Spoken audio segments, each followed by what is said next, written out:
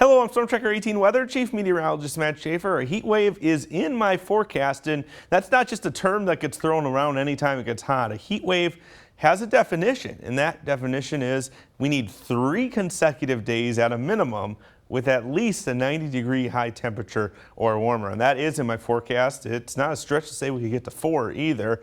So that means it's time to talk safety. A lot of this is stuff you should already know, but because it's been almost a full year since we've been this hot, it's good to go over again. Hydrate, hydrate, hydrate. Water is best. Those caffeinated drinks, sugary drinks, alcoholic beverages, those are not good. They actually cause dehydration, and you should be drinking water before you feel thirsty once it gets really hot. Of course, staying cool is very important, and I'm bringing you this especially early today because we're not going to get the very hot air until Friday. Gives you time to check that air conditioner, check the fans, make sure they're working, gives you time to go and buy a new one if you need to replace it before stock gets depleted as we head into the hottest point of the year. It always seems to happen. And of course, always try your best not to overwork yourself, overexert yourself.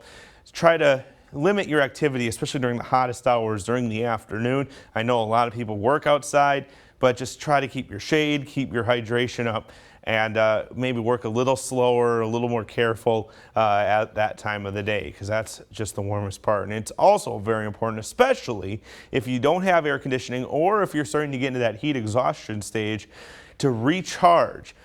Every day, your body's working very hard to keep you cool, especially if you don't have AC, but an hour of it, whether that's going shopping at an air-conditioned store or hanging out at a public building or a friend's house, a family member's house, that hour in the air conditioning just gives your body a break from trying to keep you cool, helps it recharge and keep going for the next day or so. About 1 hour a day is what you really need of that, whether it's air conditioning, but cool showers in the middle of the afternoon to kind of split that up in half, or a cool bath, sprinklers, pools, all those things very, very helpful to recharge yourself. And I mentioned this a little bit about the heat exhaustion. Of course, if you have these symptoms, a lot of it, especially the cool and pale, clammy skin, very much so sweating, faint, dizzy, muscle cramps, that's heat exhaustion. You just need to get to your cool place, take that cold compress or cold shower, drink water. But a heat stroke, so the big difference is between the cool, clammy skin, it's a red, hot, and dry skin, and you stopped sweating. That means your body has no more water to cool you off. You're very dehydrated, throbbing headaches, strong rapid pulse, and perhaps even loss of consciousness. Once you get to this heat stroke, that is a medical emergency, and you should be calling 911, getting to an emergency room. And experts actually say don't give someone water if they're in a heat stroke, as it can do more harm than good. It's already too late for that. You need to get them to the ER. All right, here's Futurecast. We are generally dry, maybe an isolated shower, sprinkle overnight. Not too worried. Humidity should stay down, and that's good, so you can open the windows once more. And just like tomorrow, or just like today, tomorrow we'll have a few of those sprinkles, but otherwise partly to mostly cloudy sky. You saw a couple showers or storms pop up in the late evening, and then we clear out to sunshine already by Friday morning, and it stays mostly sunny pretty much the entire day.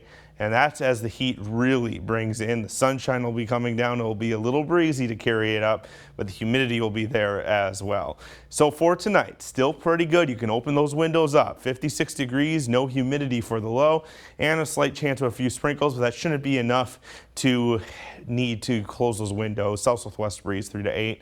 Then tomorrow, a few degrees warmer than today, a little bit more humid too, but still not terrible for summer. This is June. Chance for a few showers or storms later on in the afternoon. Winds out of the west at 5 to 15.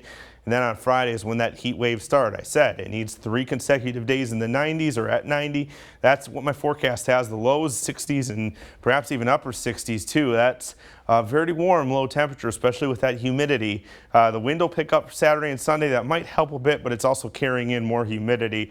So it's kind of one thing that's a little better, one thing that's not so good for it, and the humidity stays around next week. Although temps go down a bit, that's because of the clouds and the rain chances. Humidity and the warm air mass is still in place, so it's going to be a pretty good stretch here in hot and humid weather.